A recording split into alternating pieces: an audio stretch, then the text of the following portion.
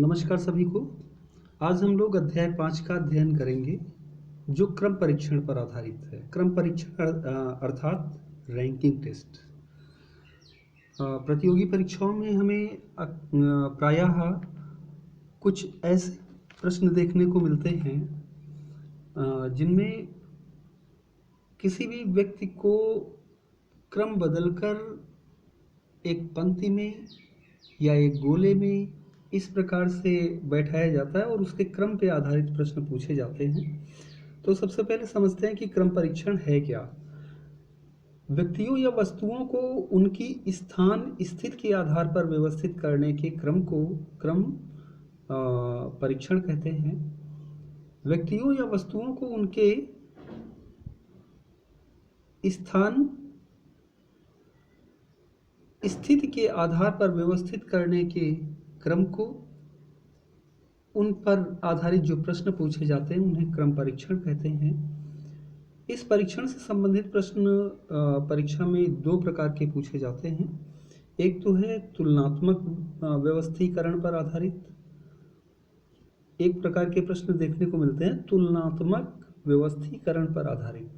इन प्रश्नों में व्यक्तियों या वस्तुओं की आयु, भार, योग्यता, लंबाई आदि की जानकारी के आधार पर तुलनात्मक योग्यता का परीक्षण किया जाता है। अर्थात एक समूह में या तो कुछ व्यक्तियों की अलग अलग व्यक्तियों की आयु दे दी जाती है या भार दे दिया जाता है या योग्यता दे दी जाती है और लंबाई दे दी जाती है, और उनमें से हमसे प्रश्न पूछे जाते हैं कि किसी विशेष प्रश्न को पूछा जाता है कि सबसे अधिक आयु का कौन है, या सबसे अधिक लंबाई का कौन है, या सबसे कम लंबाई का कौन है इत्यादि। जैसे एक उदाहरण के माध्यम से समझते हैं इसे। एक कक्षा में 5 छात्र PQRST, 5 छात्र हैं, PQRS और T की ऊंचाइयां अलग अलग हैं। P की ऊंचाई केवल एक छात्र से अधिक है। बनाइएगा, साथ में ड्रा करिएगा अपनी कॉपी पे इसे। P की ऊंचाई केवल एक छात्र से अधिक है। Q की ऊंचाई S तथा P से अधिक है। Q की ऊंचाई S तथा P से अधिक है लेकिन R से अधिक नहीं है। S की ऊंचाई P से अधिक है, R सबसे छोटा नहीं है। R सबसे छोटा नहीं है। कक्षा में सबसे अधिक ऊंचाई किसकी है? क्या उत्तर होगा? तो जब हम इसको एक क्रम के अनुसार इस प्रश्न को समझते हुए व्यवस्थित करेंगे तो हम पाएंगे हमारा उचित उत्तर जो है वो है R। R की ऊंचाई कक्षा में सबसे अधिक है। प्रश्न संख्या 2 या इसके बाद में देखते हैं जो दूसरे प्रकार के प्रश्न जो आते हैं वो है स्थान क्रम व्यवस्थीकरण पर आधारित। दूसरे प्रकार के प्रश्न स्थान क्रम व्यवस्थीकरण पर आधारित आते हैं। इस परीक्षण में व्यक्तियों या वस्तुओं की स्थिति एक पंक्ति में बाईं ओर तथा दाईं ओर दी जाती है तथा क्रम संबंधित योग्यता से संबंधित इसमें प्रश्न पूछे जाते हैं। इस प्रकार के प्रश्नों को हल करने के लिए कुछ बातें हमारे लिए सहायक हो सकती हैं, उन्हें आप नोट कर लीजिए। जैसे किसी कक्षा अथवा किसी पंक्ति में अगर हमें कुल व्यक्तियों की संख्या निकालनी हो, किसी कक्षा अथवा पंक्ति में कुल व्यक्तियों की संख्या निकालनी हो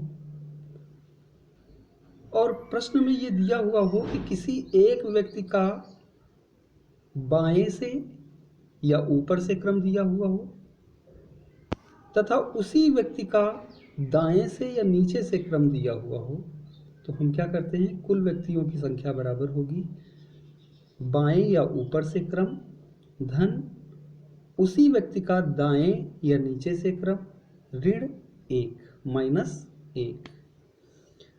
दूसरा तथ्य जो इसी सूत्र पे आधारित है, केवल स्थान बदला गया है, चूँकि उस पर भी आधारित प्रश्न पूछे जाते हैं।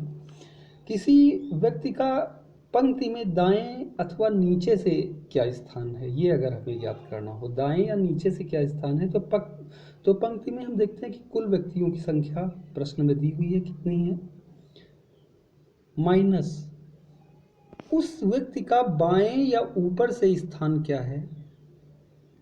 बाएं या ऊपर से जो स्थान है उस स्थान की संख्या को घटा देंगे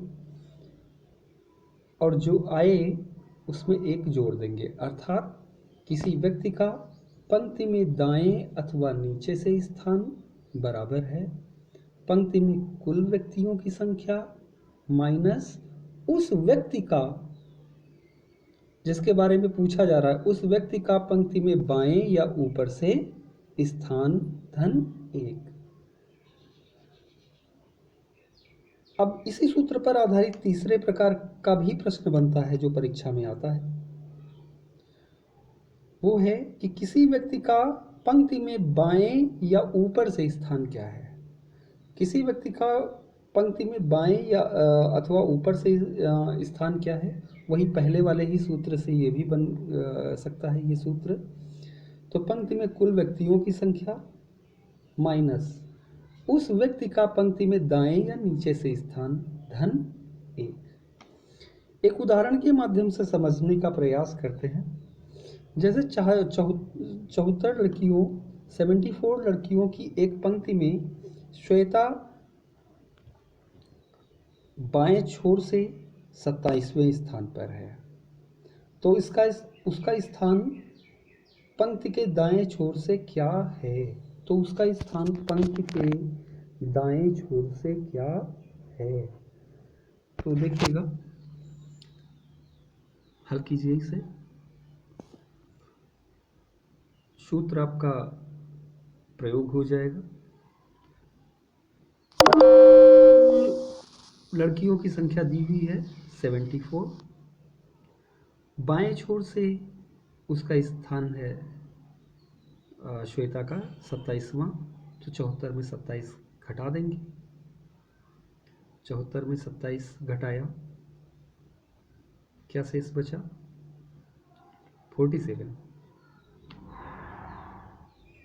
और एक उसमें जोड़ देंगे, +1 सूत्र में है ना, +1, तो संख्या क्या हो गई, 48। यही हमारा उत्तर है। बहुत आसान कुछ प्रश्न होते हैं और प्रश्न जो अभ्यास प्रश्न जिस प्रकार के आते हैं उन्हें आपके व्हाट्सएप ग्रुप पर प्रेषित कर रहा हूँ। आप ध्यान दीजिएगा कि यदि आपको हमारा चैनल उपयोगी लगता हो तो एक बार सब्सक्राइब अवश्य करें। साथ में वीडियो अगर बेहतर लगे तो फिर लाइक कर सकते हैं।